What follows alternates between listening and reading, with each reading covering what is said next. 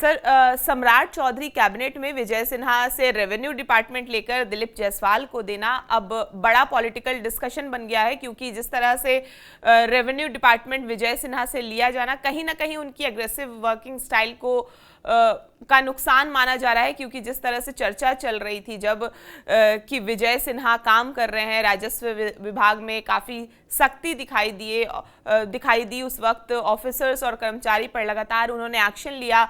Public complaints पर कहा जा रहा था कि तुरंत दबाव बना रहे थे। इससे आम लोगों के बीच उनकी इमेज एक टफ एडमिनिस्ट्रेटर की भी बनी, और लेकिन ब्यूरोक्रेसी का एक बड़ा वर्ग उनसे नाराज जरूर बताया गया था उस वक्त। अब डिपार्टमेंट जो है वो दिलीप जायसवाल को देकर जो इस तरह से बीजेपी ने शायद कन्फ्रंटेशन की जगह कोऑर्डिनेशन वाला मॉडल चुना है। हालांकि पार्टी ने विजय सिन्हा को साइडलाइन नहीं किया, बल्कि एग्रीकल्चर जैसा बड़ा विभाग देकर उनका पॉलिटिकल जो स्ट्रेचर है वो भी बनाए रखा है। दिलीप जायसवाल, जिस तरह से कहा जाता है कि नीतीश कुमार की भी पसंद है, सम्राट चौधरी की भी पसंद है, दोनों से ट्विनिंग अच्छी है। खैर, विभाग के बंटवारे के बाद इस बात की सर खूब चर्चा है। देखिए, पसंद वो नीतीश कुमार जी के रहे हैं, पसंद बीजेपी के रहे हैं, पसंद और पसंदीदा बनने का उनको अधिकार है। लेकिन विजय सिन्हा ने कम समय में एक टास्क दिया अधिकारियों को कि जो जन सरोकार के मुद्दे हैं, जो जमीन के मामले हैं, जिसको लेकर के अंचल कार्यालयों में लोग परेशान होते हैं और बदले में उनको मिलता क्या है, तो मिलता है केवल समय, तारीख, आप अगली बार आ जाइए, आप अगली बार आ जाइए, आप अगली बार आ जाइए। तो ये तो सत्य है ही ना कि भ्रष्टाचार का सबसे बड़ा जो एक ये पीला खड़ा हुआ है वो राजस्व विभाग में, और उस राजस्व और भूमि सुधार विभाग में अगर विजय सिन्हा ने पारदर्शिता लाने की कोशिश की, अगर उन्होंने जनता का दरबार लगा करके उनकी समस्याओं को सुनने और त्वरित निर्णय लेने का निर्णय लिया, तो मैं इसको कोई टफ एडमिनिस्ट्रेटिव नहीं मानूंगा।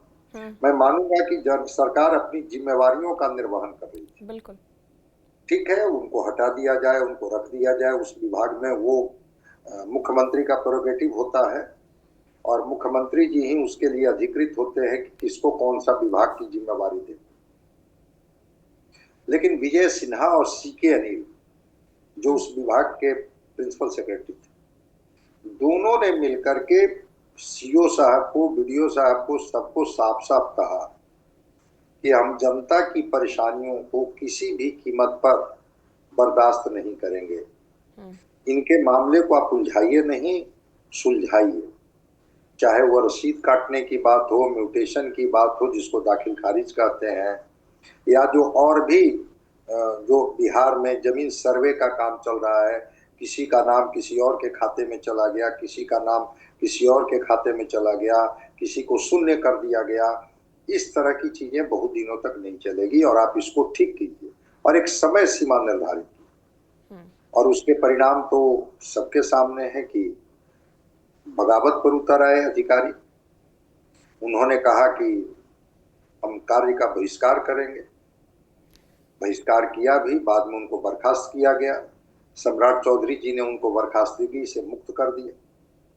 तो विभाग जिनके भी जिम्मे जाए, मैं मानता हूं कि जनता को इससे मतलब नहीं है कि वो दिलीप जायसवाल जी उस विभाग को चलाएंगे कि विजय सिन्हा चलाएंगे। जनता को राहत से मतलब, अगर जनता को राहत मिल रही थी, जनता के हिस्से में लग रहा था कि हमें बार बार तारीख नहीं मिलता है बल्कि परिणाम भी मिलता है, कि अगर हम अपनी कमियों को ठीक कराने जाते हैं तो कमियों को ठीक करा दिया जाता है, तो इसको हम इस रूप में नहीं जोड़ कर देखते हैं कि विजय सिन्हा ने कोई टफ एक्शन लिया या एक वैसा निर्देश दिया। उन्होंने तो जनता के हितों की बात की और हर मंच से की, और वो जनता दरबार में की। जनता दरबार जिस जिले में भी जाते थे, वो जनता दरबार में सारे पदाधिकारियों को बुलाते थे और कहते थे कि भाई आप देख लीजिए, ये परेशान ना हो। कोई व्यक्ति आ रहा है, कह रहा है कि 35 वर्ष से वो जमीन पर मेरा कब्जा था, किसी और के नाम से रसीद काट दिया गया, उस इस ऐसा गहरा धक्का लगा कि मेरे पिताजी की मृत्यु हो गई, तो उन्होंने थोड़ी संवेदना भी व्यक्त की, कही कि देखिए अब इस तरह से अगर आप लोग करेंगे तो क्या होगा। और सीओ वीडियो की बात तो छोड़ दीजिए, जो कर्मचारी होते हैं ना, वो भी अपने 3-4 असिस्टेंट रखते हैं ब्लॉक, और वो असिस्टेंट भी जो है फोन पिकअप नहीं करते हैं। लोग जाए तो जाए कहाँ, किसके पास अपनी समस्या लेकर के। आम इंसान, आम आदमी कहाँ जाएगा।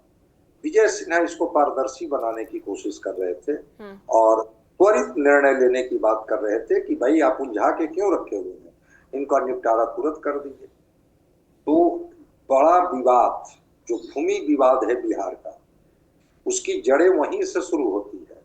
जमीन किसी और का, रसीद कोई और कटवा लेता है, दाखिल खारिज किसी और के नाम से हो जाता है, और ये सब मिली भगत जो होती है उसमें अंचल कार्यालय की भी भूमिका होती है।